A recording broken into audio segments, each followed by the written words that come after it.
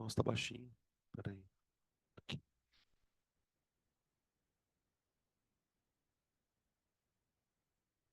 Pronto. Vocês estão me ouvindo aí de casa?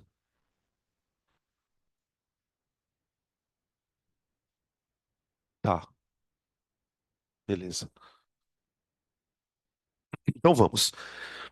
Bom, gente, para a gente encerrar a parte de teoria referente às concentrações, falta eu falar de uma das concentrações que a gente acaba falando de vez em quando, não é uma maneira tão usual de se expressar concentração, que é o que a gente chama de parte por milhão. Então, vamos escrever aqui, ó. Concentração em partes por milhão. Para você entender de onde vem essa ideia, né? Primeiro vamos, vamos refletir um pouquinho sobre a questão das unidades. Concentração é uma coisa chata porque tem várias unidades diferentes de você expressar. Grama por litro, mol por litro, né? Mas vamos parar para refletir. Por que será que concentração tem tanta unidade diferente? Justamente porque concentração é uma coisa extremamente útil. Em vários momentos da vida da gente, a gente é exposto à ideia de concentração. Tem situações em que a gente trabalha com concentrações muito altas, onde faz sentido você expressar, por exemplo, grama por litro, mol por litro. Mas existem certas situações envolvendo a ideia de solução, né, cujas concentrações são muito pequenas. Por exemplo, concentração de mercúrio na atmosfera, concentração de um determinado metal pesado dentro de uma lagoa. Existem certos componentes na natureza que são tão tóxicos, tão nocivos para a nossa saúde, que quando eles estão presentes em pequenas concentrações já dá problema. Só que quando eu falo pequenas concentrações, pensa numa coisa pequena mesmo. De tal maneira que os químicos foram obrigados, entre aspas, a criar uma unidade que é muito restrita para momentos em que você precisa falar de concentrações muito baixas, que é o ppm. Né? ppm significa parte por milhão, tá? Mas o que isso quer dizer na prática?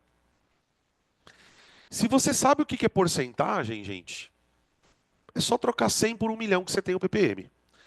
A gente vai escrever assim, ó, o ppm se refere, essa caneta está meio ruim. O ppm se refere a quantas partes de soluto, quantas partes de um soluto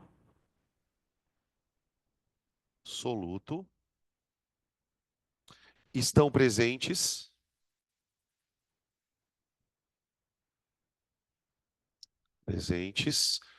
em 1 milhão de partes da solução.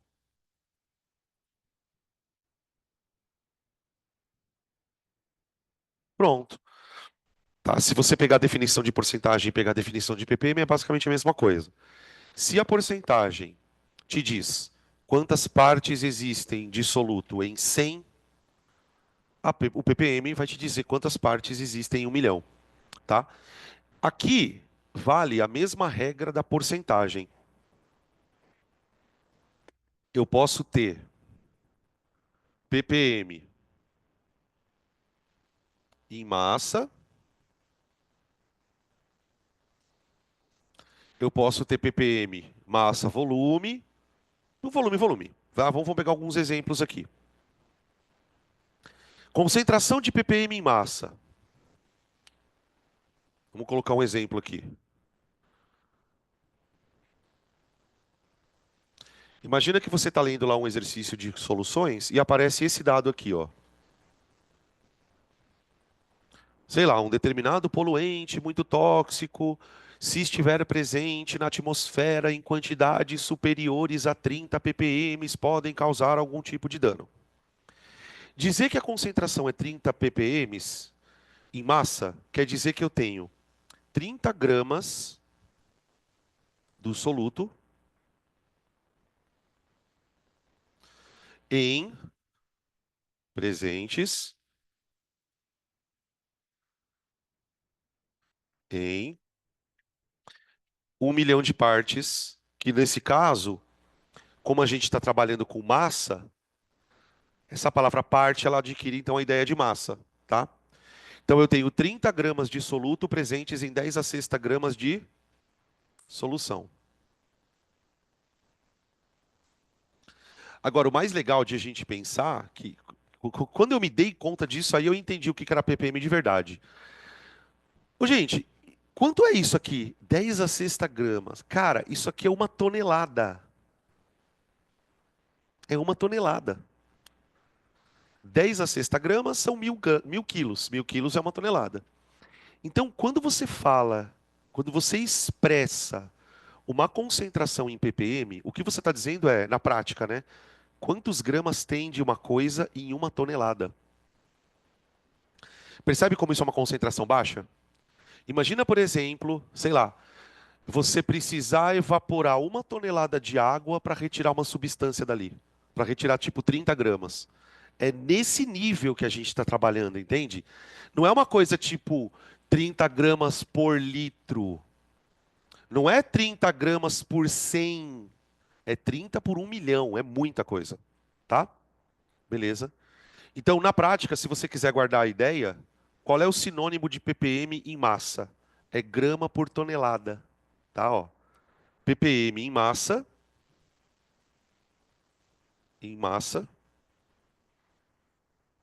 é o equivalente a grama por tonelada. É equivalente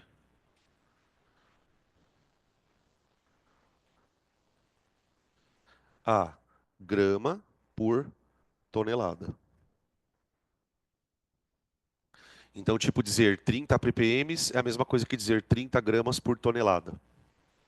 E aí a gente pode fazer essa mesma ideia, só que trocando as unidades, né? Assim como na porcentagem, que eu tenho massa-massa, massa-volume e volume-volume, aqui vai ser a mesma coisa. Vamos fazer com os outros, para a gente ver o que cada ppm vai significar.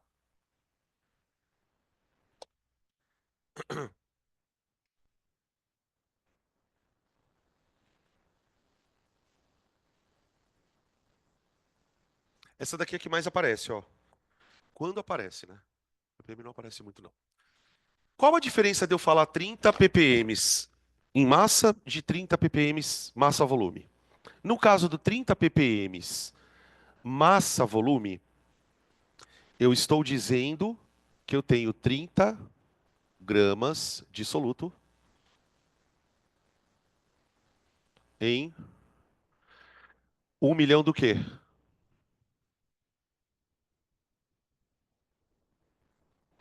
Então, cuidado, tá? Grama ml. Cuidado. Eu estou dizendo cuidado porque, professor, por que que não pode ser grama por litro?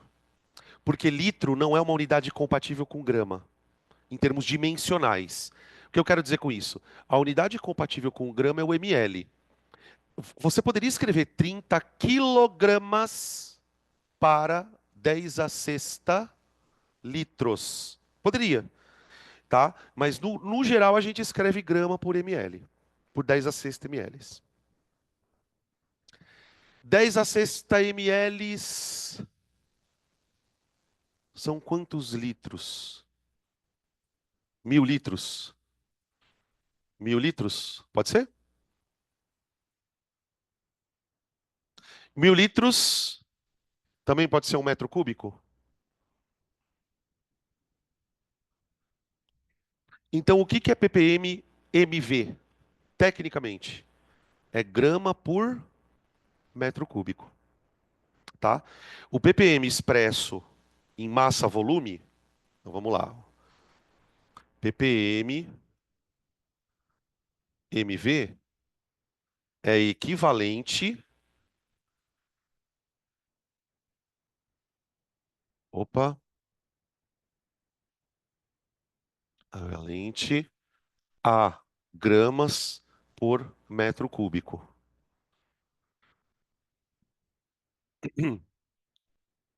Beleza? Então, tenta imaginar uma situação assim. Imagina uma coisa que você dissolveu 30 gramas dentro de uma caixa d'água. Que 1.000 litros é basicamente uma caixa d'água. Então imagina O quão diluído tem que estar uma coisa para você expressar ela em ppm, tá? É a mesma coisa que a gente faz na física, por exemplo. Quando eu quero expressar uma distância pequenininha, eu uso centímetro. Se eu quero expressar uma distância grande, eu uso metro ou quilômetro. É uma questão de adequação, tá? O ppm é só para concentrações muito baixinhas. Aí tem a terceira possibilidade, que é o ppm-VV. ppm, volume-volume. Se eu estou trabalhando com volume barra volume, eu estou falando de 30 o quê? Usa a unidade compatível. Posso falar 30 ml de soluto em 10 a sexta ml de solução.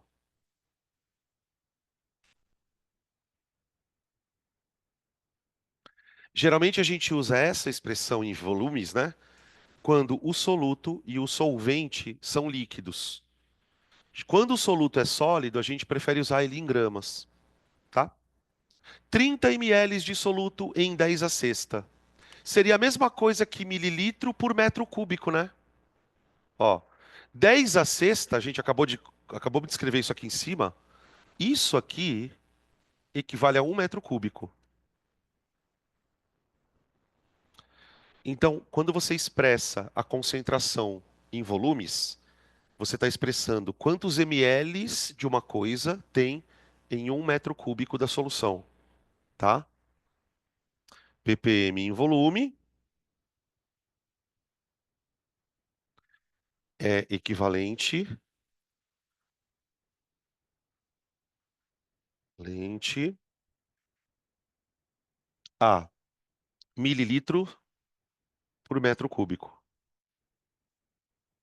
tá? Beleza?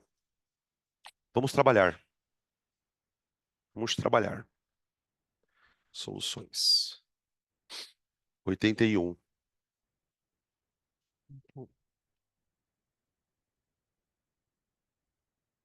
81.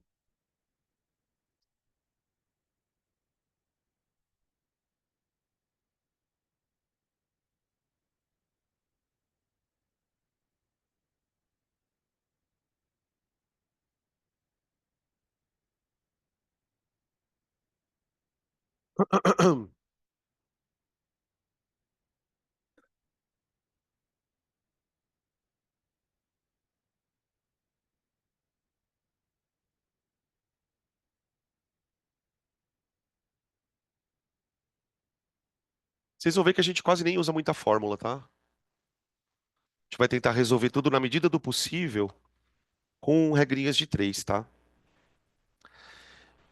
Questão número um. Uma solução foi preparada utilizando-se 35 gramas de um sal em 500 gramas de água. Admitindo que o volume da solução seja de meio litro, calcule a densidade, a concentração comum, a concentração em mol por litro e a porcentagem em massa. Tá? Ah, tá faltando só uma informação aqui na questão, mas depois eu falo dela. Vai, vamos começar do comecinho. Qual que é a massa do soluto? 35. A massa do solvente. Deixa eu ver, ele deu aqui, né? Ele colocou 500 gramas de água. Ô, gente, uma coisa que vocês têm que tomar bastante cuidado na hora de resolver questões de solução é não confundir solvente com solução. Isso é importante, principalmente no que a gente vai fazer agora. Ele fala que o volume da solução é 500 ml. Então ele está dizendo o seguinte: vamos tentar imaginar você preparando essa solução. Como que se prepara uma solução em laboratório? Você pega o recipiente, coloca o soluto e depois completa o volume com o solvente. Então eu tenho uma solução com massa de 535 gramas, sendo que eu tenho uma quantidade de soluto e um solvente, e tudo isso dentro de um volume de meio litro, tá? Tá. Baseado nisso, eu quero calcular primeiro a densidade. Tá aqui. Olha só, gente. Para calcular a densidade, eu vou pegar a massa do quê? Da solução inteira. Pega os 35 mais os 500 gramas e vou dividir pelo volume em que aquilo está dissolvido. Então, divide por 500. Pronto. Prontinho. Mas tá quebradinho aqui, né? 1, alguma coisinha, 1,007, alguma coisa assim. Deixa eu ver. É 07 ou é 007? Ah, é 07, né? Tá. 1,07 o quê? Bom, se eu estou usando grama e ml, então vem grama por ml.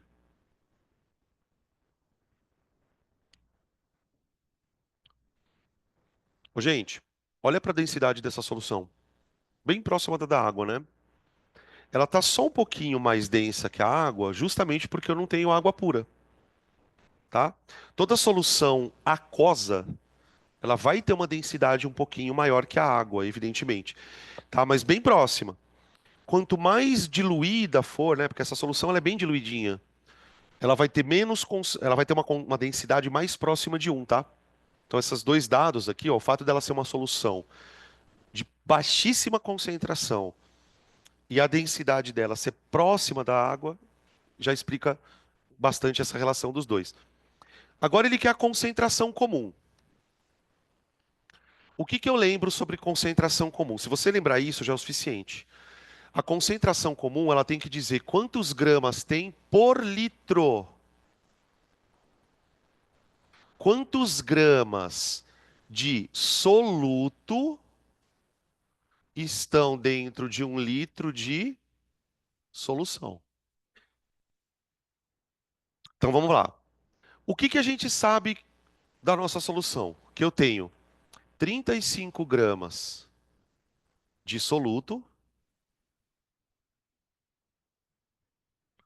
que estão dissolvidos em meio litro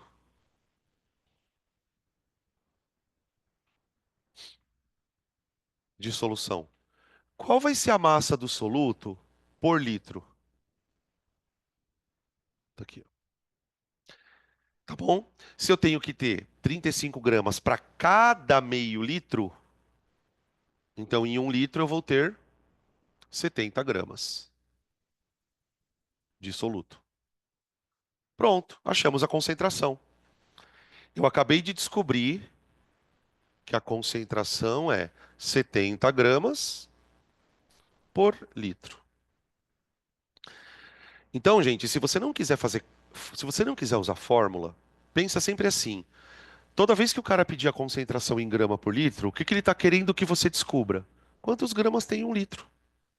Isso vale para grama por litro, para mol por litro. Usando a regrinha de 3, você chega lá, tá? Aí a terceira pergunta é a molaridade, concentração em mol por litro. Eu quero a concentração em mol por litro. Peraí, mas mol do quê? Ué, mol de soluto. Litro do quê? De solução. Tudo bem?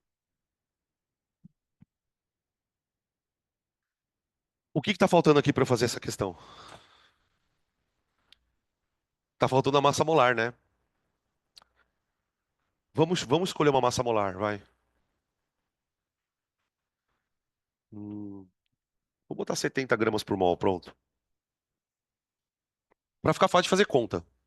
Tá bom, tá, já vocês ficam dando risada, então foda-se. Vou botar 140 gramas por mol.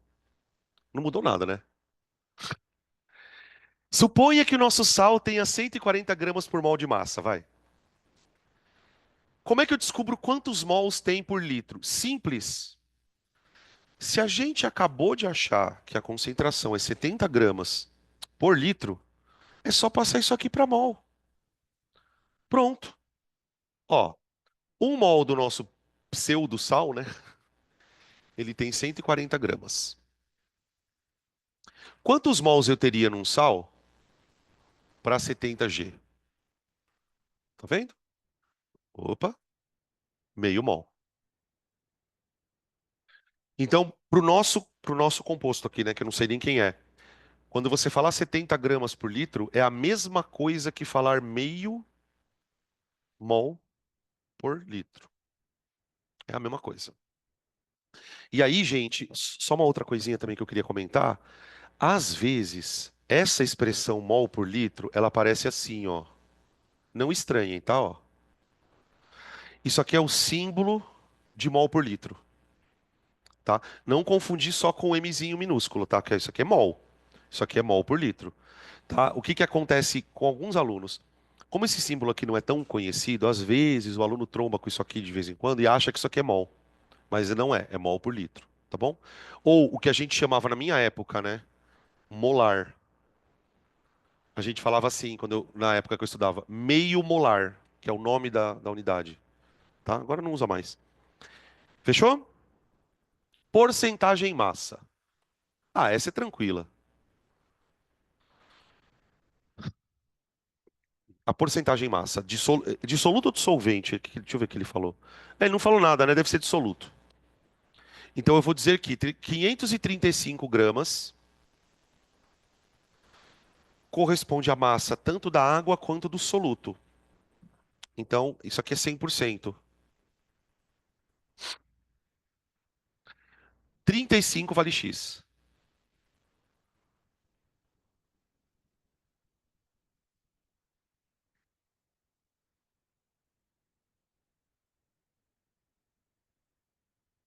Oi? Ele quer a porcentagem do quê? Ah,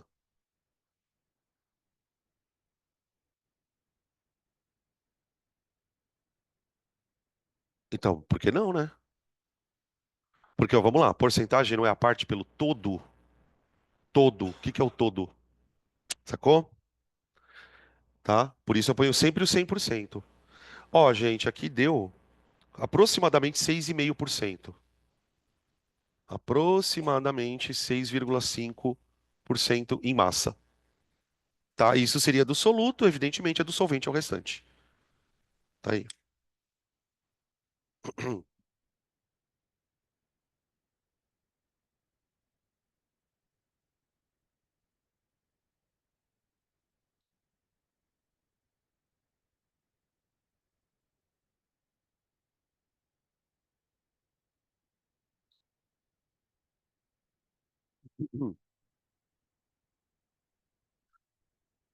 E tem umas outras unidades também, por exemplo, não sei se vocês já ouviram falar dessa.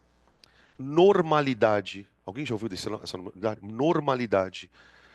Tem outra, molalidade. Essa alguns de vocês acho que já ouviram. É, título. Tem um monte, cara. Tem uma unidade muito bizarra. É, normalidade é número de equivalentes por volume. É um negócio assim. Nossa, eu nem lembro. Porque ao longo do tempo, algumas unidades foram sendo meio abandonadas. Tem uma aqui na questão 2, inclusive, que fala um pouco sobre isso, ó. Ele dá aqui um exercício, ó. Fala assim: uma solução é formada por 115 gramas de etanol com 180 de água. Então, peraí. 115 gramas de etanol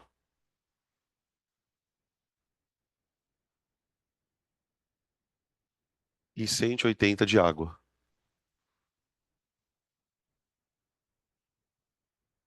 Uhum. Ele quer que eu calcule o título em massa.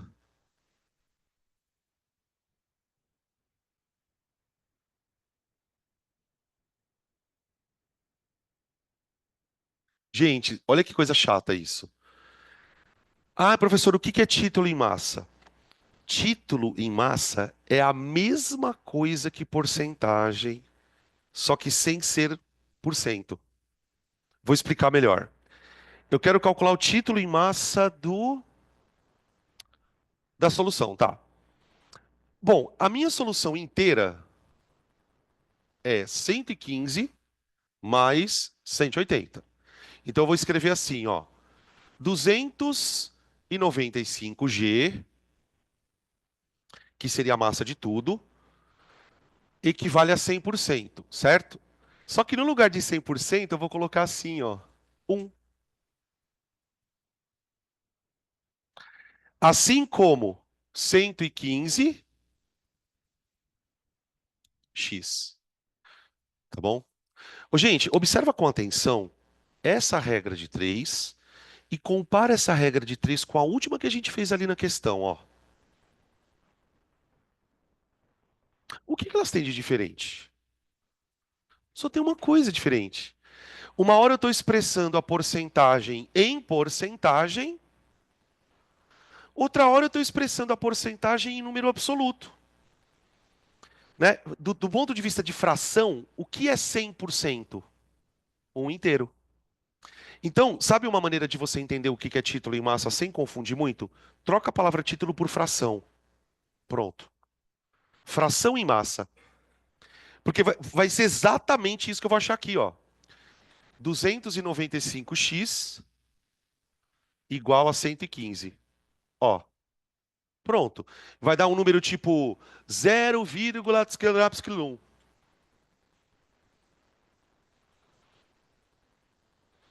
Eu detesto o Carlos, ele faz a conta primeiro que eu. Eu vou correndo e eu só escuto ele assim. Claro. Quanto que deu? Né? Pergunta pra ele. Não? Ganhei, haha. Filho da... Quanto deu, Carlos?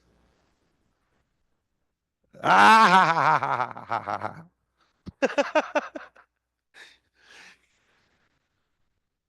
Não, eu tô com a calculadora e eu tô empatado com ele. Vocês estão ligados, né? Eu tô empatado com ele. 0,39. Aí, se eu fosse passar para porcentagem, ficaria 39%. Pronto. Hã? O título já é. Então, na verdade, título é o nome do negócio. Mas isso não tem unidade. Não, então, é um número. Mas o que que é esse número? É uma fração. Quando você fala que o título de uma coisa é 0,39, quer dizer que você tem 39 partes a cada 100. É a mesma coisa. Só que eu estou expressando em termos de número absoluto. Esse aqui seria o título do soluto, né? Eu poderia calcular o título do solvente. O título do sol, isso aqui é o do soluto, ó. O título do solvente, vamos chamar de Y, é 0,61, tá? Oi. É, não, titulação é outra coisa. A titulação é um processo de experimenta lá, tá? O título, ele chamava título por quê? Porque antigamente a gente colocava esse número no rótulo dos frascos de laboratório. Então os caras chamavam de título. Só que assim, com o tempo, esse título foi ficando abandonado. Por quê? Porque é muito mais fácil você expressar isso aqui em porcentagem. Tem por que expressar em número zero ponto alguma coisa. Então acabou que os caras meio que largaram mão dessa unidade aí. B. Sabendo que a densidade da água e do etanol são 1,08, calcule o título em volume. Agora o cara foi filho da puta. Eu quero calcular o título em volume.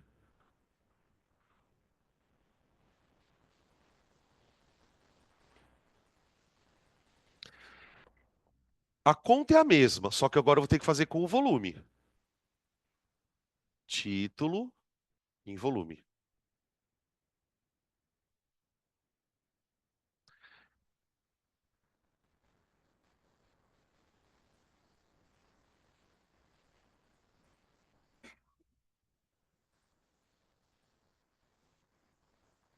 Peraí. Tá. Ó. O que que a gente vai fazer, gente, para calcular o título em volume? Eu vou pegar essas massas, vou transformar elas para volume, descobrir quanto que é cada uma em volume, e depois eu repito a conta com os volumes. Graças a Deus, uma das substâncias é a água, cuja densidade vale 1. Então, para a água, 180 gramas é a mesma coisa que 180 ml. Essa eu não preciso fazer conta. Eu só vou ter que fazer a conta com o chato do etanol, porque a densidade do etanol é 0,8, né? Então vamos abrir aqui uma continha, vai. 0,8 gramas de álcool equivalem a 1 ml. 115 X ou V.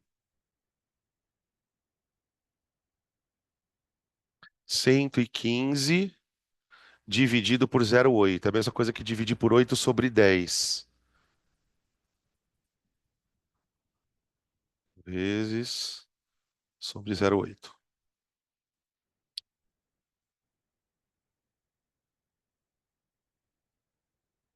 Vale. 143, nossa. 143,75. Eu vou colocar vírgula 8. Pronto. Agora eu repito as contas, tá?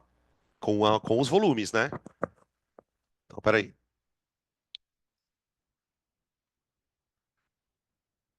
Quem vai ser o 100% aqui, gente? Eu vou pegar os dois volumes e vou falar que isso é 100%. Que na verdade eu não vou chamar de 100%, né? Vai dar 200, 323,8. Isso vale quanto? Um volume da água. Vou colocar o da água, vai. O título é X, tá? O motivo pelo qual eu estou fazendo esse item, que eu coloquei esse item na apostila, é para mostrar para vocês que, embora a gente esteja fazendo a mesma conta, né, título, o título em massa não coincide com o título em volume. Quer ver? Aqui, ó, o meu título, ele vai dar 180 dividido por 323,8. Esse vai ser o título de água, né? Ó, se você olhar no outro exercício, o título de água no item anterior, ele tinha dado 0,61 em massa. Olha o que vai acontecer agora.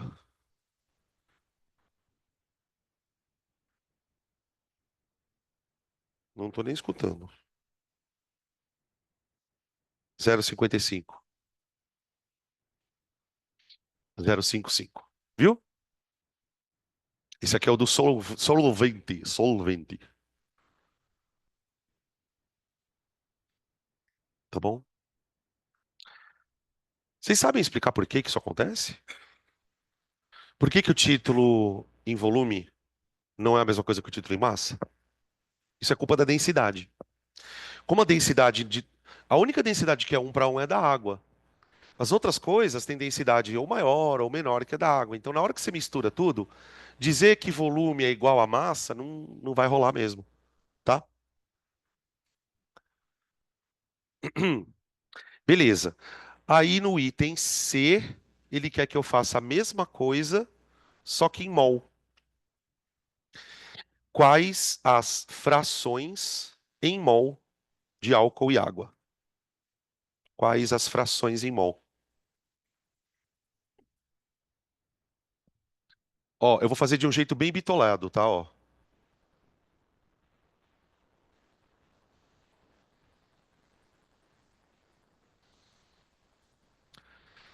Vamos fazer da água, que eu acho que é mais fácil. Número de mols da água.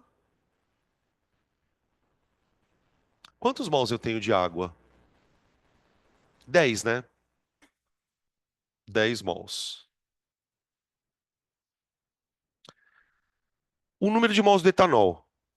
Aqui nós vamos fazer um bitoladinho, vai. O bitoladinho é massa sobre massa molar, tá bom? Fica mais rápido do que fazer por regra de 3. Ó, a massa de álcool que ele usou foi 115 gramas. 115 gramas. Sobre. A massa molar do etanol, pessoal,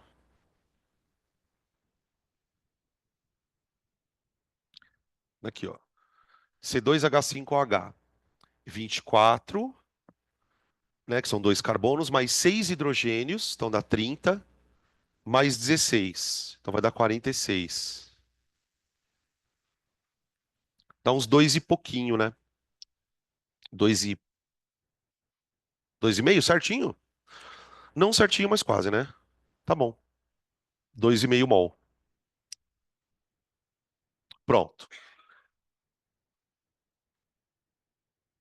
Você vê que só tem conta, né? Por mais que o exercício não seja tão difícil, tem conta para fazer, não tem jeito. Aí, se eu quero fazer a fração molar de água, então, ó,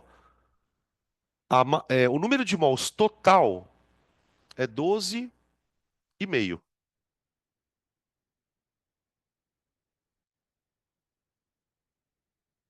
Essa é a fração um. Fração da água, vai. 10. Vai dar a fração X.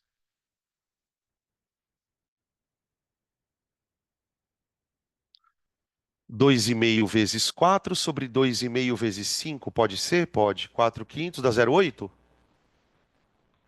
0,8. Tá aí.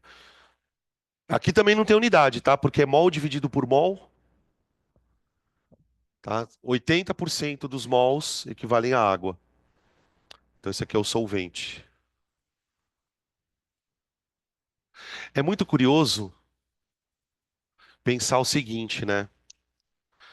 Quando você olha para as massas, você vê lá, em termos de porcentagem, a gente tem quase metade metade. Tá um pouquinho mais de água, tudo bem. Mas olha que interessante, quando você vai ver a porcentagem para mol, já muda completamente, tá? Muda completamente. Eu tenho muito mais água lá dentro do que álcool propriamente dito. Agora, isso é uma coisa que quando você vê pela massa, você não consegue ter essa percepção tão clara. Por isso que é interessante trabalhar sempre com mol, né? Porque aí você tem uma ideia real de quem está em maior quantidade, né? Dizer que a fração molar é 0,8 é dizer basicamente o seguinte: de cada 10 moléculas que tem lá dentro, 8 são de água e as outras duas são de etanol, tá? Beleza? Acabou, né? 3.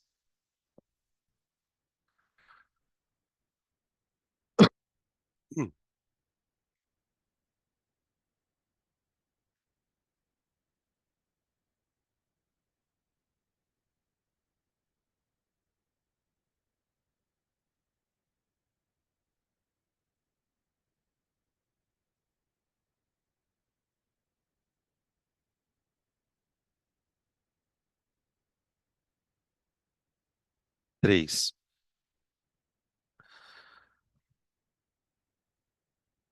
Certo medicamento pediátrico comercializado na forma líquida apresenta a seguinte indicação: crianças. A dose pediátrica é de uma gota por quilograma, com intervalos de 6 horas entre cada administração. Então, deixa eu anotar aqui. Uma gota por quilograma, de 6 em 6 horas. Ou seja, 4 vezes ao dia, né? Beleza. Não exceda 4 administrações em doses fracionadas num período de 24 horas. Tudo bem. Supondo que cada ml, que equivale a 16 gotas, contém 20 miligramas do medicamento.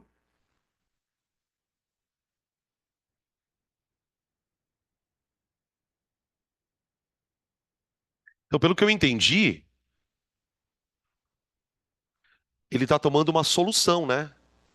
O medicamento, porque assim, o que que é o medicamento? O medicamento ele é composto por uma coisa que é o princípio ativo e tem uma outra coisa que é o veículo do medicamento. Então, ou você toma em pílula, ou você toma em cápsula, ou você toma em xarope, é o veículo. Então, certos medicamentos, eles são literalmente dissolvidos.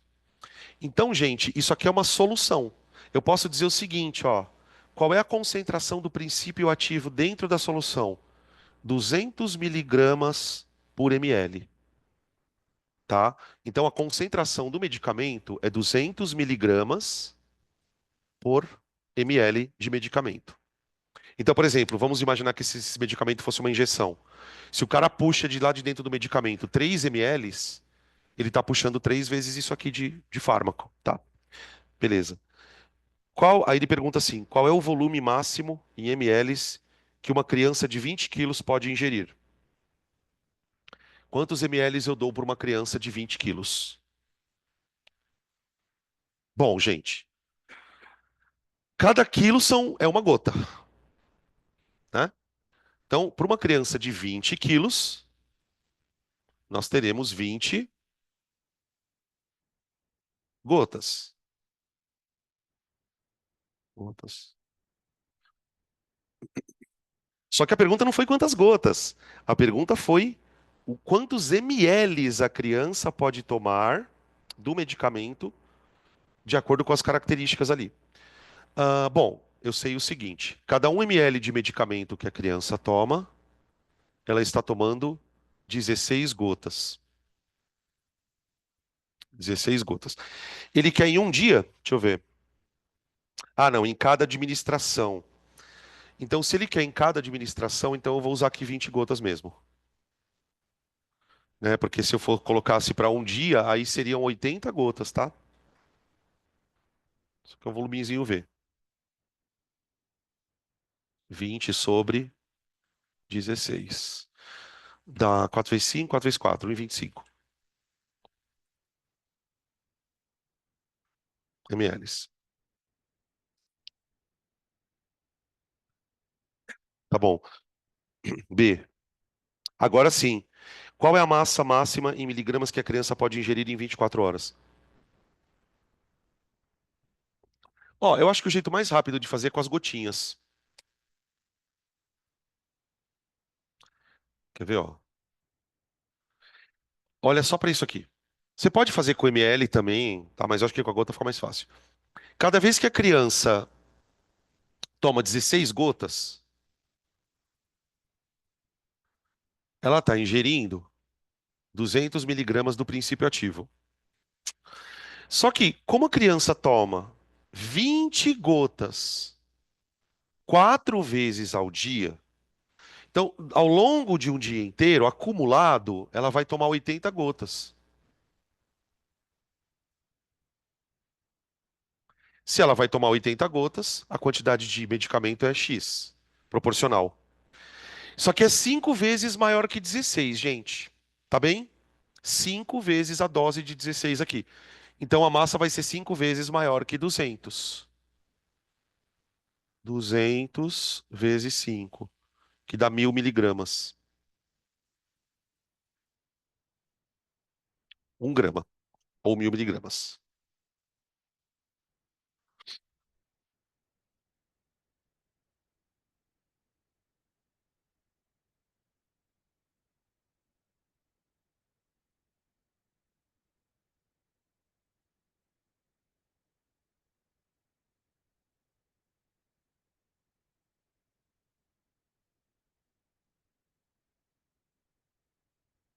Eu vou ficar sentado um pouquinho, tá?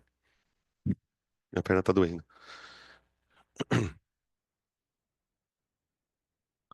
Eu tô velho. A entropia tá aumentando. Acabou. Não, ele falou que eu preciso emagrecer. Aquela conversinha fiada. Emagrecer, regime, academia. Aquilo que todo mundo sabe que tem que fazer, mas ninguém faz.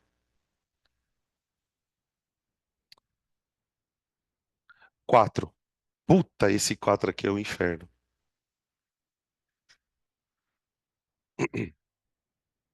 4. A toxicidade de algumas substâncias é normalmente representada por um índice conhecido como DL50, abreviação para dose letal mediana. Ela representa a dose aplicada a uma população de seres vivos que mata metade desses indivíduos. E é normalmente medida utilizando-se ratos. Esse teste, gente, teste da dose letal, ele é importante para testar a toxicidade de medicamento, de produtos químicos. Então, por exemplo, você já deve ter ouvido essa frase, né, que é muito famosa. A diferença entre o veneno e o remédio é a dose. E isso funciona bem assim. Como que a gente sabe, né, quando os médicos vão lançar lá um fármaco, quando a indústria vai lançar um fármaco no mercado, como que ela sabe a dose letal? Eles fazem teste com população de animais. Então, eles pegam lá uma população de X pessoas e dá o medicamento. E observa quantos morreram com aquela dose. Se a dose que você der do medicamento matar metade da população, aquilo é chamado de dose letal. Uma dose é chamada de letal na farmacologia quando ela é capaz de matar 50% da população de indivíduos. E é justamente essa dose que a gente usa para transpor para o nosso corpo, tá? É, Aí ele continua falando. E aí, assim, né? O que que é uma substância muito tóxica, tecnicamente falando? Uma substância muito tóxica é aquela cuja dose letal é pequena. Tipo, com uma pequena dose, você é capaz de matar metade da população. Para uma substância não ser tóxica ou ter uma toxicidade mais baixa, a dose letal dela deve ser mais alta. Então, por exemplo, qual que é a dose letal de aspirina? 60 quilos. Entende? Quer dizer, para você matar metade de uma população de ratos, você tinha que dar 60 quilos de aspirina para cada rato. Então você fala, isso aqui não é tóxico, não vai matar. Agora, você tem substâncias como morfina, cianeto, essas coisas venenosas, que tipo, a dose letal é tipo 1 micrograma. 1 miligrama você já mata metade da população, né? Tá? É isso. Aí ele continua. Esse teste é muito importante para os seres humanos, pois, ao se extrapolar os dados obtidos com o uso de cobaias, pode-se determinar o nível tolerável de contaminação de alimentos para que possam ser consumidos de forma segura. O quadro apresenta 3 pesticidas com as suas toxicidades. A unidade, fora que ainda tem uma outra questão, né? Essa toxicidade, ela tem que se expressa em alguma unidade. Geralmente, como é que se expressa a toxicidade de medicamento? O medicamento é considerado tóxico se você ingerir tantos gramas por quilo. Geralmente, como as pessoas que vão ingerir o medicamento têm massas diferentes, qual é a maneira que se encontra para padronizar essa forma de expressar? Por quilo, por quilo, por quilo, por quilo. Aqui na nossa tabela, os pesticidas, eles estão em miligramas por quilograma. Então ele fala assim, ó, o quadro apresenta 3 pesticidas com as suas toxicidades. A unidade miligrama por quilo indica a massa de substância ingerida pela massa de cobaias. Tá aí. Beleza? Ô, gente, olha a diferença das doses letais. Tem um que com 70 miligramas por quilo, você já mata metade da galera. Só que tem outro que para você matar metade da galera, tem que usar 3.100 miligramas por quilo. Então você vê a diferença de quanto uma coisa pode ser tóxica ou não, tá? E o do meio, ele mata metade da galera se você colocar 1 miligrama por quilo de cobaia, tá bom? Continuando. Aí, agora ele vai separar um grupo de ratos para fazer o teste. 60 ratos com massa de 200 gramas cada um foram divididos em 3 grupos de 20. 20, 20 e 20. Então vamos começar a desenhar aqui. Essa questão ela é super difícil, primeiro pelo texto, né? Segundo que o próprio conceito já é meio difícil de entender. Então, ó, grupo um, grupo 2, grupo 3. Cada grupinho de ratinhos vão ter 20 indivíduos. Então é o seguinte, né? Se eu estou trabalhando com um grupo de 20 indivíduos, a dose letal vai ter que matar metade. Então o que que eu vou fazer? Eu vou dar uma dose e vou ver se morre metade. Vou dar uma dose, vou ver se morre metade. Vou dar uma dose e vou ver se morre metade. É basicamente isso que eu vou fazer. Vamos continuar lendo aqui, ó. Ah, cada ratinho tinha 200 gramas, isso é importante. Sabe por que que isso aqui é importante? Cada ratinho pesa 200 gramas, mas a concentração letal ela está expressa em quilo. Então, cuidado. Vamos continuar. 3 amostras de ração contaminadas, cada uma delas com um dos pesticidas. Então, ele pegou lá a ração e contaminou. Com um pesticida, depois a outra com outro e outra com outro.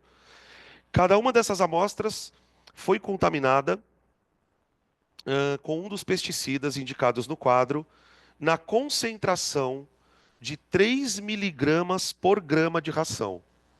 Então eu vou dar ração contaminada. Ração. 3 miligramas por quilo de ração.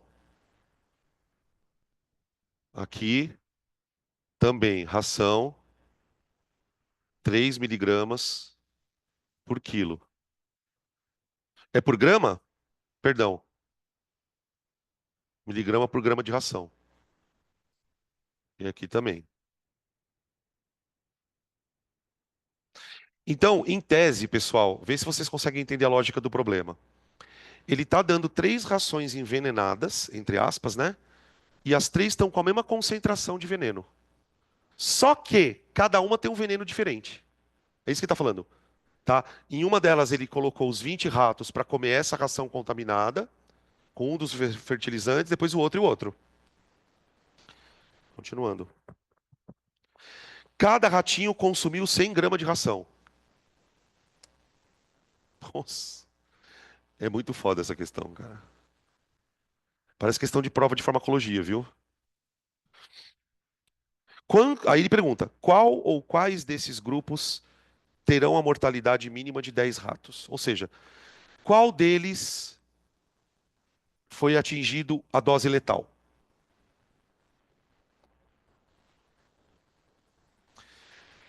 Ô, gente, qual a diferença entre a concentração da ração que vocês estão vendo e a dose letal na tabela?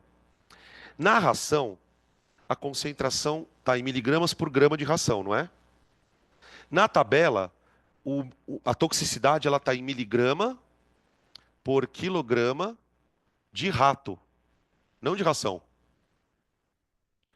Miligrama por quilo de rato.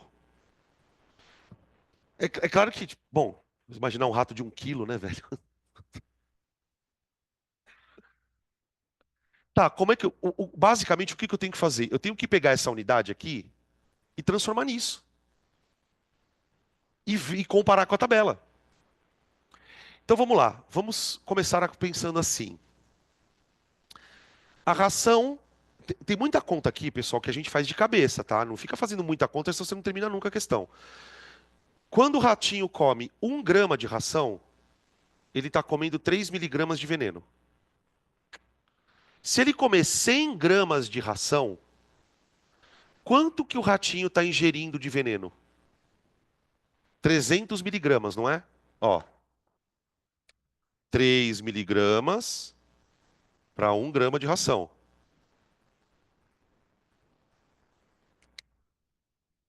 Quantos miligramas se o cara comer 100 gramas de ração? Tá? Então, ao comer 100 gramas de ração contaminada com essa concentração, cada ratinho, cada ratinho está ingerindo 300 miligramas de veneno. Cada ratinho. Cada ratinho.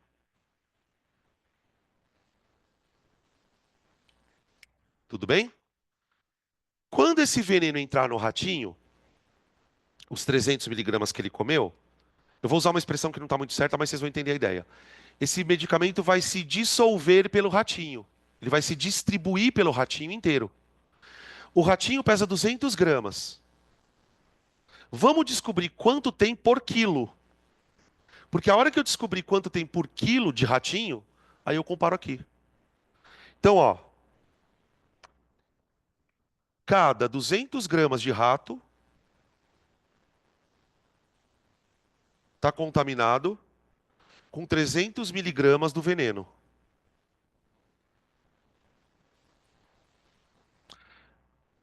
Quanto estaria num rato de 1 quilo?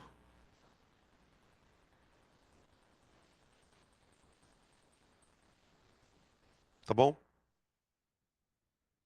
Vai dar 1.500 miligramas, né? 1.500 miligramas de veneno por quilograma de rato.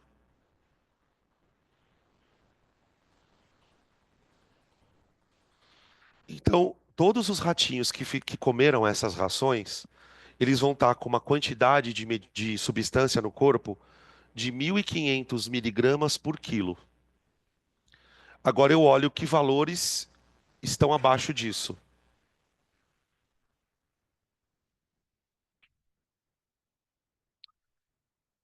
O Di e o Ma, né? Porque um é 70 e o outro é 1.000. Então, os grupos que morreram, alternativa D, né? Os grupos que se contaminaram é o do diazinon e o do malation. D de dado.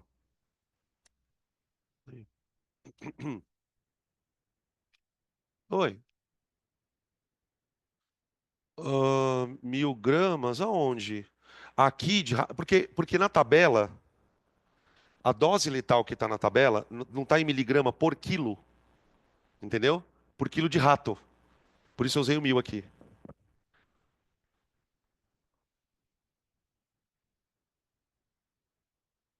Hã? Claro. Com barulho, os caras tirando bolinha de papel um no outro, você mandando os caras tomar no cu, sentar, né? Aí depois que você termina de fazer essa merda, os filha das puta vira pra você e fala assim: Isso aí não vai cair na prova, não, né? Ai, gente, ó, eu falo pra vocês, cara, eu não infartei, não sei como. Mas no Notre não era problema, não. Ixi, que coisa pior. Mas é difícil, não é uma coisa tão simples. Porque é muito mais difícil você aprender num ambiente que tá mais agitado também, né? Aqui tá todo mundo quietinho.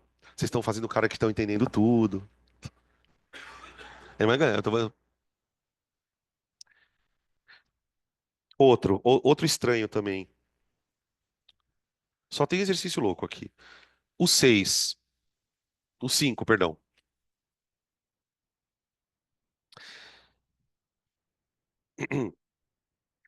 Esse exercício eu sempre coloco ele em toda a lista que eu dou de solução, porque pra mim foi o exercício mais foda que eu fiz até hoje no Enem. Esse exercício que vem agora é do Enem, tá? De todos os exercícios de química que eu já vi no Enem, sério mesmo, esse é o mais foda da vida. Ele é tão confuso quanto o anterior. Ele fala assim, ó: a hidroponia pode ser definida como uma técnica de produção de vegetais sem necessariamente o solo, sem necessariamente a presença do solo. Uma das formas de implementação é manter as plantas com as suas raízes suspensas em um meio líquido, de onde retiram os nutrientes necessários. Suponha que um produtor de rúculas hidropônicas precisa ajustar a concentração do íon nitrato para 0,009 mol por litro em um tanque de 5.000 litros e, para tanto, tem em mãos uma solução comercial nutritiva de nitrato de cálcio a 90 gramas por litro. Então vamos parar aqui para começar a fazer os desenhos. Imagina o seguinte: você vai montar lá uma hidroponia. Para você montar a hidroponia, você precisa preparar uma água que vai ficar circulando no meio das raízes. Como as raízes não estão no solo, você vai precisar fornecer nitrogênio para elas. Então, o que que os caras fazem na hidroponia? Eles montam lá toda a plantaçãozinha, e aí você tem conectado na plantação uma caixa d'água com uma bomba. Essa caixa d'água, ela vai jogar a bomba, né? Vai jogar água por dentro das plantas e depois a água volta. Então você tem um sistema que vai reciclando. Só que o que que o desgraçado está falando, gente? Aí começa o problema. Ele vai colocar num tanque de 5.000 litros, ele vai colocar íon nitrato, que é a fonte de nitrogênio que as plantas usam. Só que para a planta não morrer, não ficar com problema, a concentração do nitrato é 0,009 mol por litro. Então imagina que você vai montar sua hidroponia na sua casa. Primeira coisa que você vai ter que comprar, isso aqui. Aí você vai chegar lá na casa da loja dos hidropônicos de Mato Grosso e vai chegar para o cara e falar assim, moço, eu estou montando uma hidroponia, eu preciso comprar nitrato. Só que não existe nitrato para vender. Por que que não existe nitrato para vender? Porque o nitrato é um íon. Você não consegue encher uma garrafa de nitrato. Você tem que colocar um sal cujo ânion é nitrato. Então você vai lá na loja e fala, eu quero um fertilizante à base de nitrato. Ele vai te dar uma solução de CaNO3,2 dissolvido na água, de concentração 90 gramas por litro. E é isso que você vai usar para preparar o seu tanque. Você tem um tanque de 5.000 litros com água, você vai pegar essa solução concentrada, porque isso aqui é uma solução concentrada, e vai jogar um pouquinho lá dentro. Um pouquinho quanto? O suficiente para que tenha isso aqui de nitrato. Sacaram? E o que ele quer saber é justamente isso.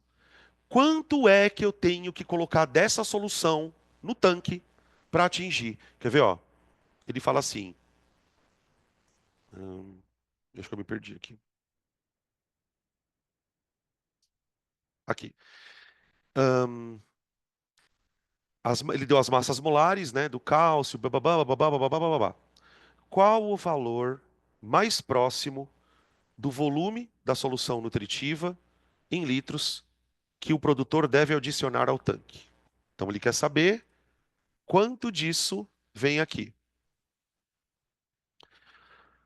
Bom, o que eu sei é o seguinte: em cada litro de água do tanque tem que ter 0,009 mol de nitrato. Então a primeira coisa que eu vou fazer é descobrir quanto de nitrato tem que ter no tanque.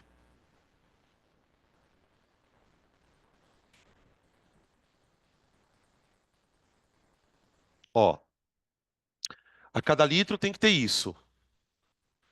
Tem que ter 9 vezes 10 a menos 3 de nitrato. Quantos mols de nitrato tem que ter para 5.000 litros?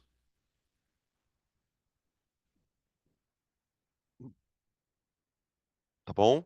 Essa é a primeira continha que eu vou fazer. 9 vezes 5 dá 45. 45, né? Deu certinho. 45 mols.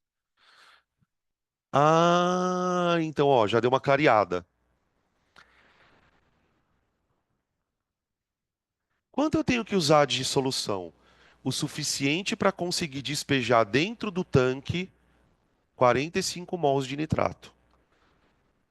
45 mols de nitrato. Isso é o que precisa estar dentro do tanque. Só que o problema é o seguinte, né? Eu não consigo jogar o nitrato sozinho. Para eu jogar nitrato, eu tenho que jogar o sal, né? Então veja agora. Quantos mols de sal eu preciso colocar no tanque para que tenha 45 de nitrato? Eu vou escrever essa frase, tá? Acho melhor. Quantos mols de CaNO3,2 são necessários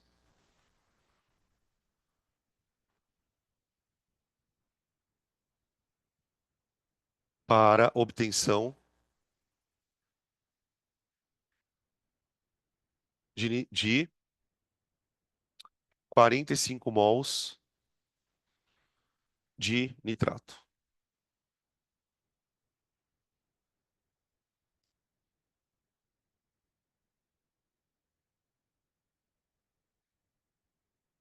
Pensa nessa pergunta enquanto eu vou pegar um café pra mim. Espera aí. Acabou.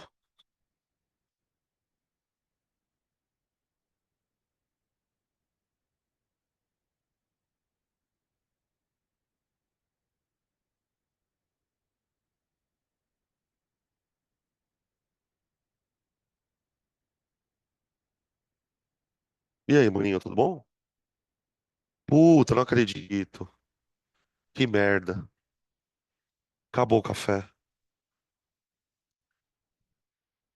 Ah, não creio.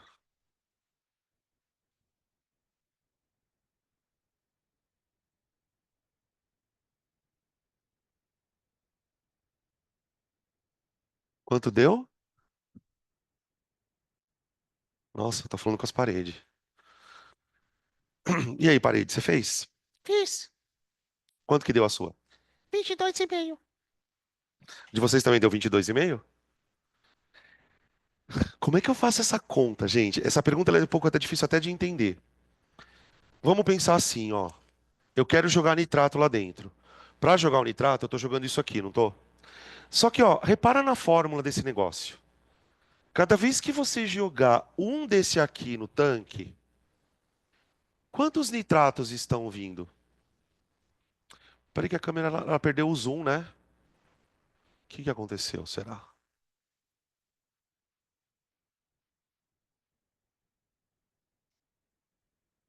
Aí na casa de vocês também não tá com zoom, né?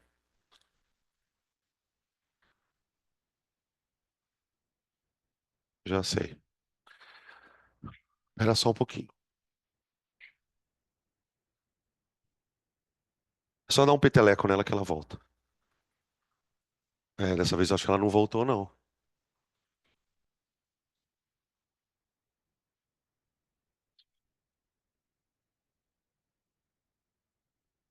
Uai. Aí.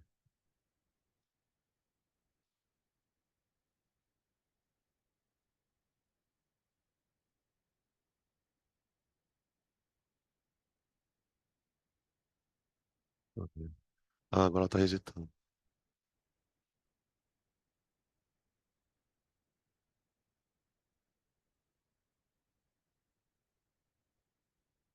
Agora vai.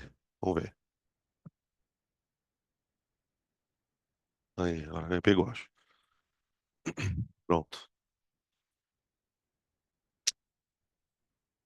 Então, ó, cada salzinho que eu despejo lá no tanque tá me dando 2 nitratos, tá vendo, ó? Então eu vou escrever assim, ó, para cada 1 mol de sal, isso me dá 2 mols de nitrato. Aí eu tenho que fazer o seguinte, né? Tem que pensar assim: quantos mols de sal eu preciso ter? Quantos mols de sal eu preciso ter se eu quiser ter 45 mols de nitrato?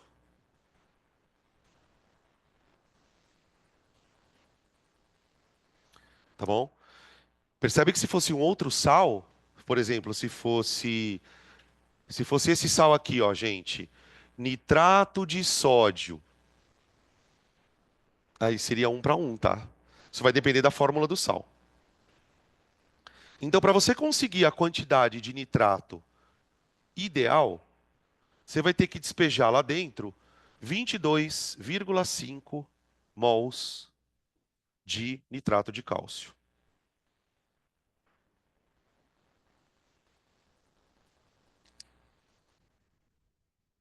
tá bom?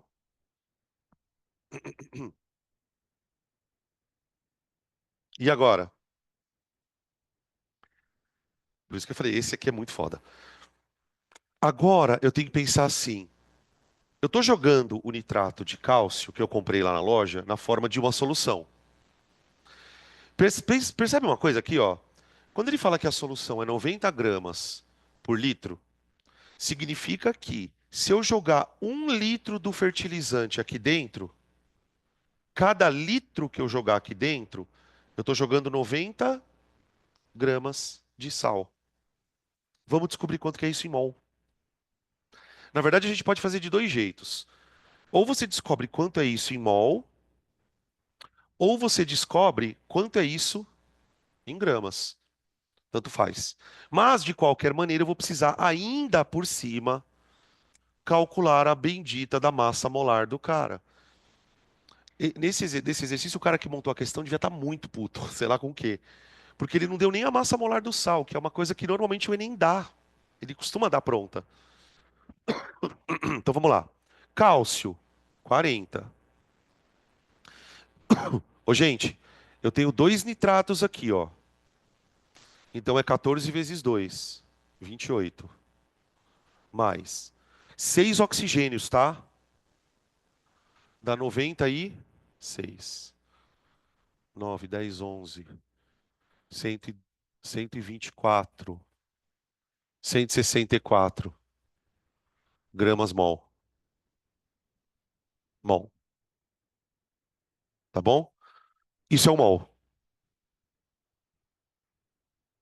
Agora eu vou fazer aquela continha que eu estava falando para vocês. Ó, no fertilizante,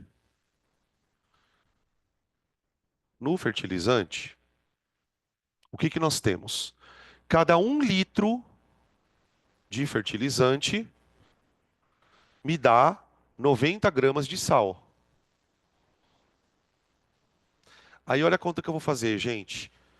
Qual é o volume que eu preciso despejar lá dentro para colocar 22,5 mols, né? Eu vou escrever assim, ó, 22,5 vezes a massa molar, ó, tá? E isso é o que contém 1 litro. E isso é o que eu preciso colocar lá dentro. Qual é o volume, tá? Então a conta vai ficar 22,5 vezes 164 dividido por 90, tá? Talvez 22,5 seja divisível por 9. 5, 6, 7, 8, 9. Eu acho que é. Bom, eu vou fazer na calculadora mesmo, então foda-se. É. Vai dar quebrado, eu acho, viu? Não deu. Ih. O de vocês deu quanto? 41 litros. 41. Cara, eu desafio você encontrar um exercício de solução mais foda que esse. Tipo Veste, Unicamp. Juro por Deus, esse aí. Esse pra mim é o fim da linha, assim.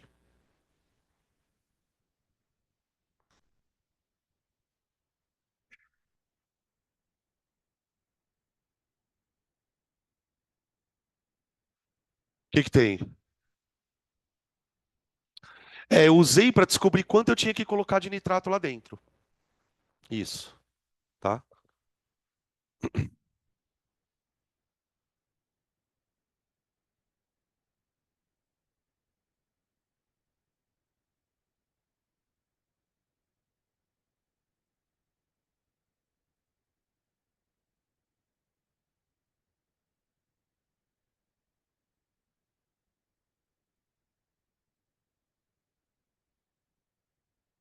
O próximo.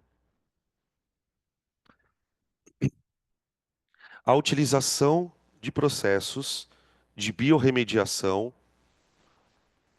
A utilização de processos de biorremediação de resíduos gerados pela combustão incompleta de compostos orgânicos tem se tornado crescente, visando minimizar a poluição ambiental.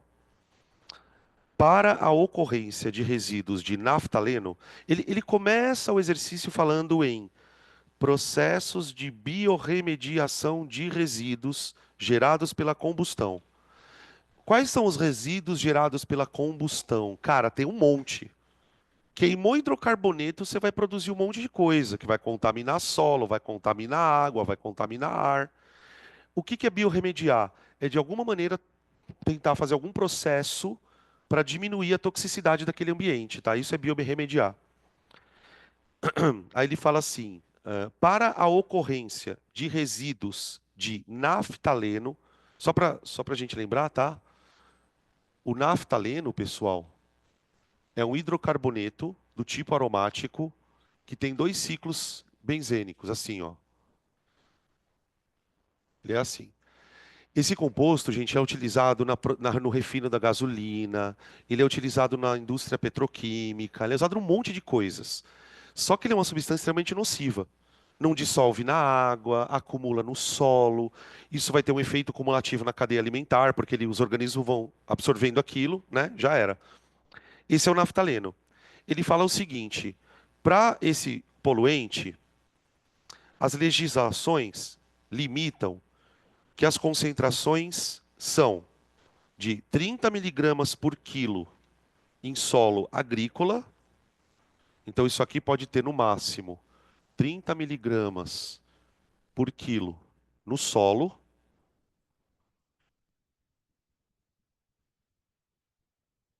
e 0,14 miligramas por litro na água. Esses são os limites de concentração de toxicidade. Beleza. A quantificação desse resíduo foi realizada em diferentes ambientes, utilizando-se amostras de meio quilo de solo e 100 ml de água. Então, o que que ele fez? Ó, ele pegou uma amostra de solo, uma outra amostra de solo e três amostras de água. E mediu a quantidade de naftaleno em cada uma.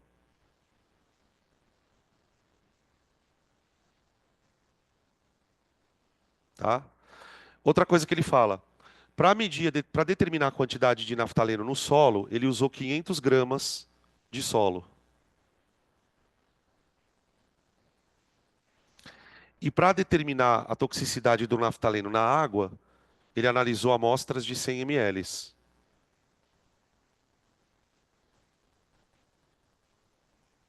Tá bom? E aí ele colocou os resíduos de naftaleno em cada uma das coisas. Tá? No solo um, no solo 2, na água um, na água 2. Tá? E aí vem a pergunta: qual é o ambiente que necessita de biorremediação? Ou seja, qual é o ambiente cujos valores de naftaleno ultrapassaram isso? Tá bom?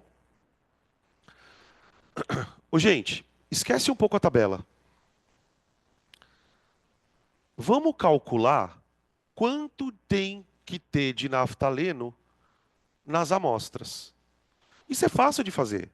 Olha só, o limite de naftaleno no solo não é 30 miligramas por quilo. Então, se eu analisar meio quilo de solo, se eu analisar meio quilo de solo, quanto tem que ter de naftaleno para eu considerar ele contaminado?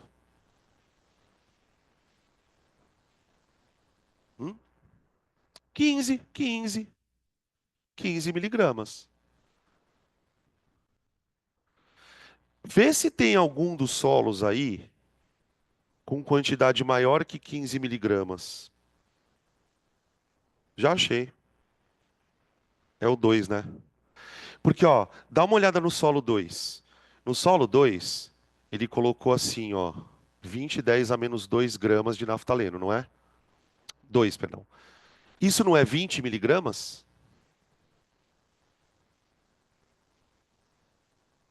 Ou 20 miligramas?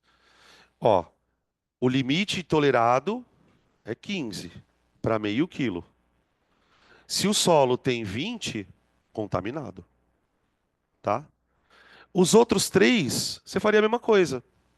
No caso da água, ó, só para a gente colocar aqui. No caso da água, em 100 ml de água, qual é a quantidade tolerada? No máximo, 14 miligramas, tá? Se você olhar ali nas águas, não tem nenhuma, tem bem menos, né? Tem bem menos, tá? Então é o solo 2.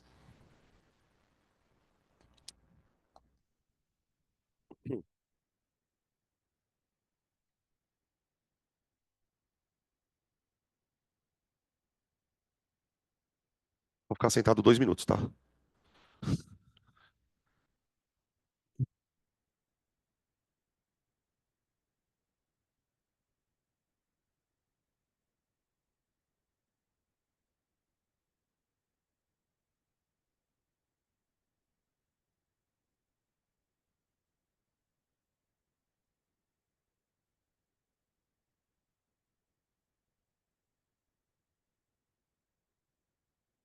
Vamos diluir?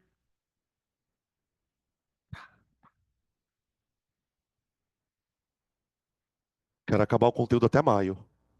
O cara tá transtornado, né? Vamos diluir, que é rapidinho. É rapidinho diluir. Ó, com isso, pessoal, a gente encerrou o primeiro bloco de soluções, tá? Se vocês observarem na apostila, eu dividi as soluções em 3 blocos, tá? Nesse primeiro bloco, o que que a gente basicamente abordou? Solubilidade, coeficiente de solubilidade, curvas de solubilidade e concentrações. Acabou. O segundo bloco, ele é um bloco um pouco mais delicado. Por quê? O que que eu vou fazer agora? Eu já sei que uma solução tem uma concentração. Eu já sei que a concentração pode ser expressa de várias maneiras. Agora eu quero fazer o seguinte: eu quero preparar uma solução e depois eu quero alterar a concentração dela. Então, a pergunta que a gente tenta responder nessa sequência é a seguinte: como é que eu faço para mudar a concentração de uma solução já preparada? Essa é a ideia, tá? Então a gente vai começar a parte 2 falando disso.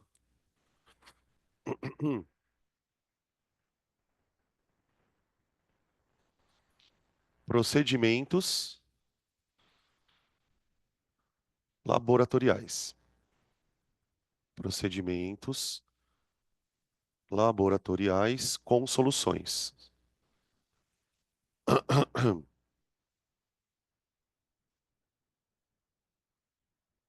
Com as soluções. Dentro desse bloco, a gente vai trabalhar com 3 procedimentos, tá? O procedimento mais simples aqui é diluir. Diluir, tá?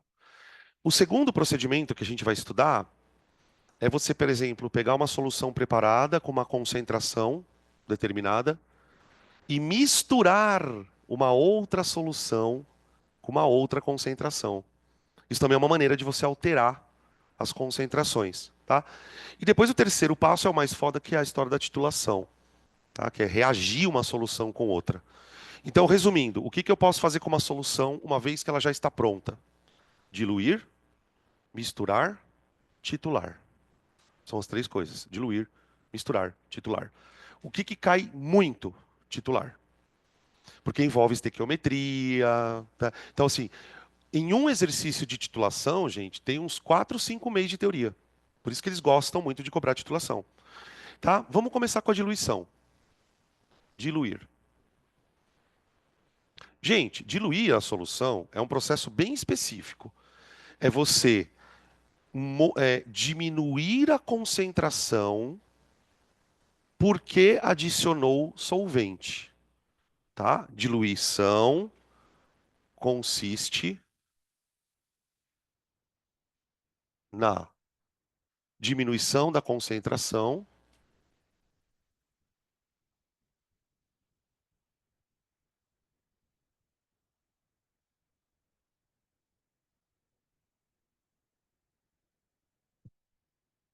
mediante adição do solvente. A adição do solvente.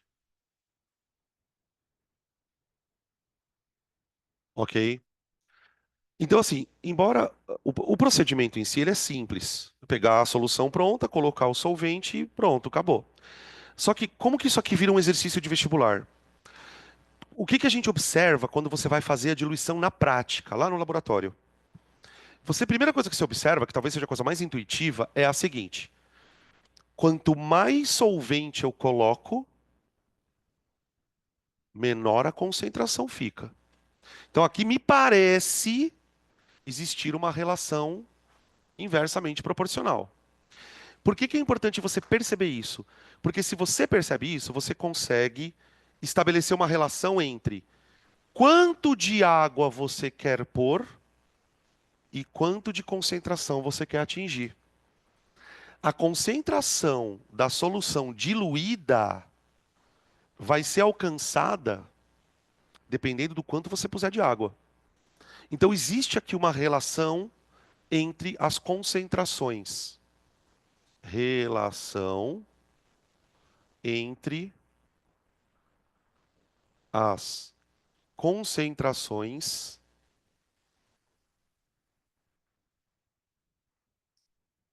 antes e depois da diluição.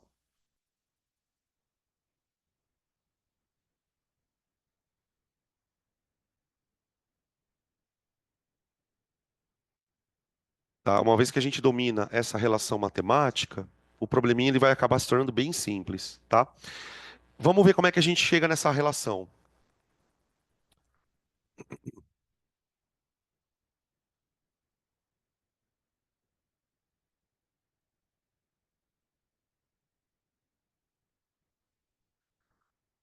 Vamos imaginar a situação, tá? Eu vou preparar uma solução de qualquer coisa. Então, lá dentro da solução, eu vou ter um número de mols do soluto, tá? Faz de conta que é sal, dissolvido em um volume da solução.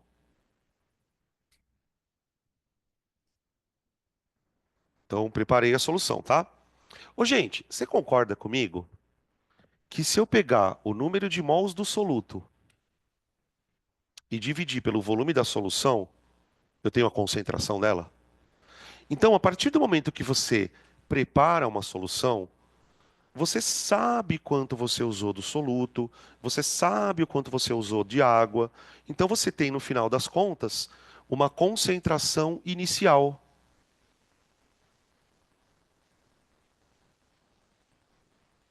Só que tem um problema.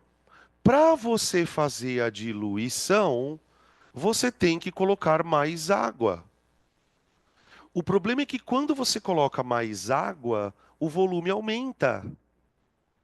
Então veja, na solução pós-diluição, eu vou ter um número de mols do soluto, eu vou ter um volume e eu vou ter uma concentração. Só que tem um detalhe. Veja só. O que que muda na diluição? Vê, o número de mols do soluto não muda. Você está jogando água. O volume muda. O volume muda. O volume final, gente, que eu estou chamando aqui de V2, ele é maior que o V1, certo? Então, olha como é que a gente prova matematicamente que a concentração e o volume são inversamente proporcionais. A única coisa que não muda é o número de mols do soluto, certo? Então, eu vou escrever assim, ó. Número de mols do soluto na solução 1 é absolutamente o mesmo número de mols do soluto na solução 2. Só que o número de mols não é a concentração vezes o volume? Ó, número de mols é igual a concentração vezes o volume. Ah, mas então do outro lado tem que ser a mesma coisa. Aham, pronto. Tudo que é A vezes B igual a C vezes D, né? Tipo assim, ó.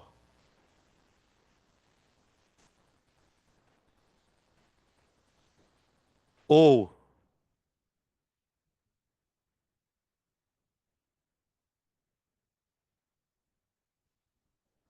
só que são grandezas inversamente proporcionais, tá? Quando o produto de duas variáveis é sempre o mesmo, você tem a evidência de que elas são inversamente proporcionais, tá? concentração e volume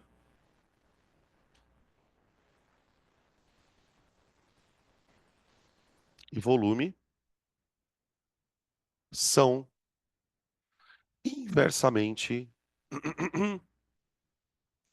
proporcionais.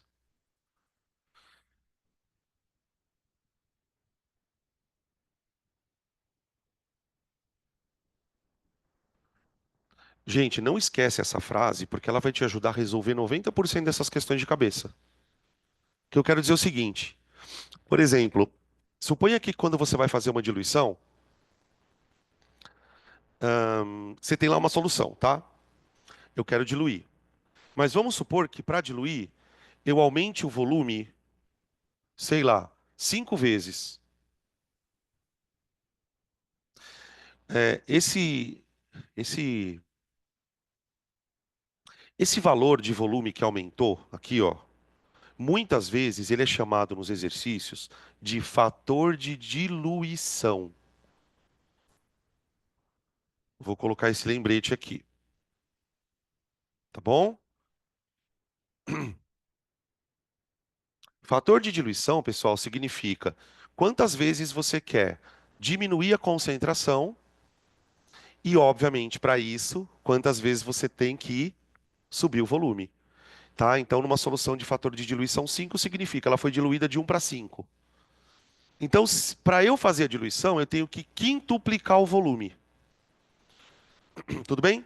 Se eu quintuplico o volume, a concentração cai 5 vezes, tá? E os exercícios, gente, são sempre o mesmo roteiro. Ele fala assim: 1 litro de uma solução, 3 mols por litro, foi diluído de tal maneira que o volume foi para 6 litros. Calcule a nova concentração. Então eu vou dar uma dica, tá?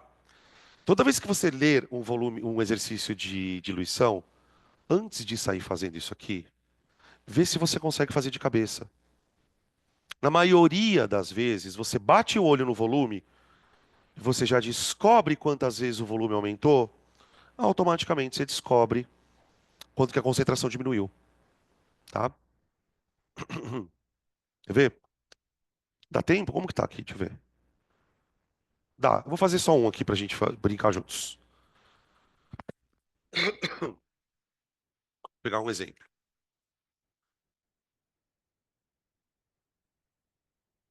Exemplo. Vamos supor que eu tenho uma solução de. Ah, tive uma ideia. Suco gástrico. O suco gástrico, ele tem uma concentração de H+, aproximadamente 0,01 mol por litro, tá bom? Que é o pH 2 aproximadamente do estômago, tá? Vamos considerar que uma pessoa esteja em jejum, então não tem alimentos no estômago, só tem o suco gástrico ali dentro. Vamos supor que o volume de suco gástrico dela seja de 100 ml. Tudo bem? Beleza. E aí vamos supor que essa pessoa ela está sentindo um certo desconforto porque tem muito ácido no estômago, daquela ardência. Não sei se vocês já tiveram isso. Ela parece que está queimando o estômago. Você toma um gole de água, alivia a dor. Dá uns 5 minutos de volta, ela volta. É um negócio muito surreal. Você percebe claramente que você está diluindo o ácido. Vamos supor que essa pessoa tenha ingerido é, 900 ml de água. O cara tomou duas daquelas coca de meio litro lá, só que de água. O que vai acontecer com o nível de acidez dele? Então vamos lá. Eu vou diluir o suco gástrico. Então ele vai passar a ter um volume aqui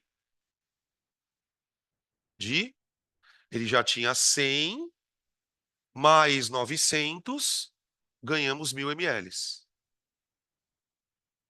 Então, nesse processo de ingestão de água, eu fiz uma diluição num fator de 1 para 10.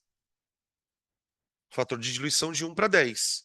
Então, a concentração de hidrogênio do estômago do cara vai passar a valer quanto daqui para cá?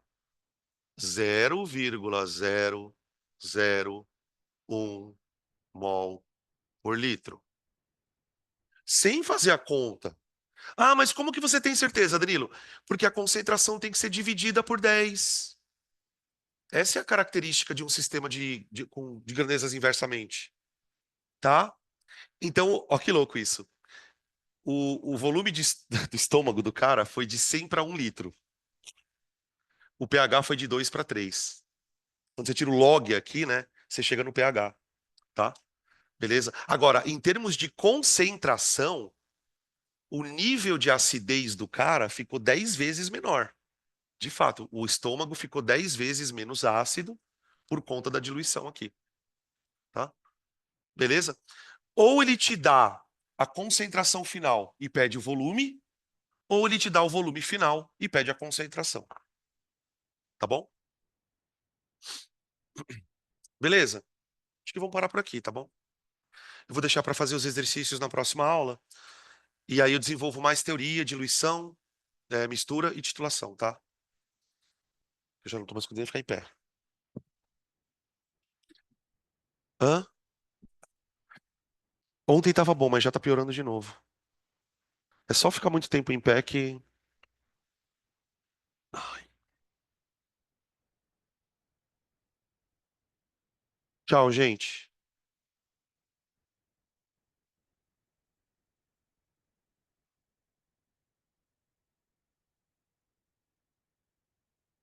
Você quer vir trazer sua dúvida, Bi? Então vem aí. O que que vocês estão fazendo? Vocês estão Meu Deus do céu. É legal você dando joinha pra fora. Tá certo, velho.